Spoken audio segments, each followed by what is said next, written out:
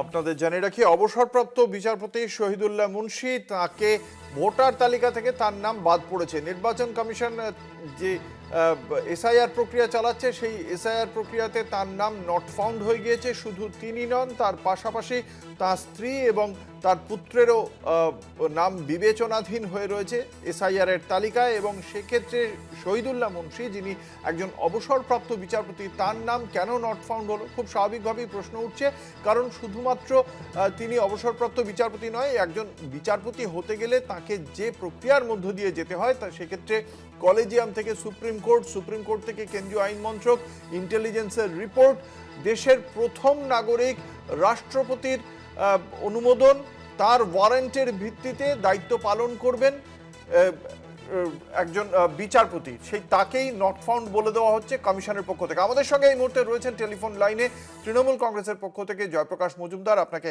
কলকাতা টিভির পক্ষ থেকে স্বাগত জানাই। অবসরপ্রাপ্ত বিচারপতি শহীদুল্লাহ মুন্সির নাম নট ফাউন্ড দেখাচ্ছে এসআইআর প্রক্রিয়ার পরে, পাশাপাশি তার স্ত্রী এবং তার পুত্র বিবেচনাধীন হয়ে রয়েছেন।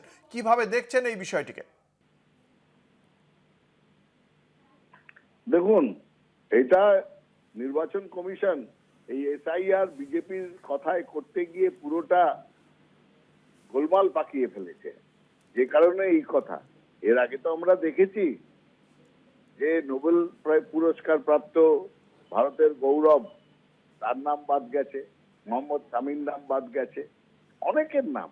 এমন এমন লোক ভাবা যায় না। ইলেকশন কমিশন এইসব কাণ্ড করেছে। এখন জানা যাচ্ছে যে প্রাক্তন বিচারপতি, তার নামও নেই। পারলে মমতা বন্দ্যোপাধ্যায়, অভিষেক বন্দ্যোপাধ্যায়, তাদের নামও বাদ দেয়। বিজেপি চায় হাতে গোনা কয়েকজন মিলে ভোট করবে আর তারা এখানে ক্ষমতায় আসবে।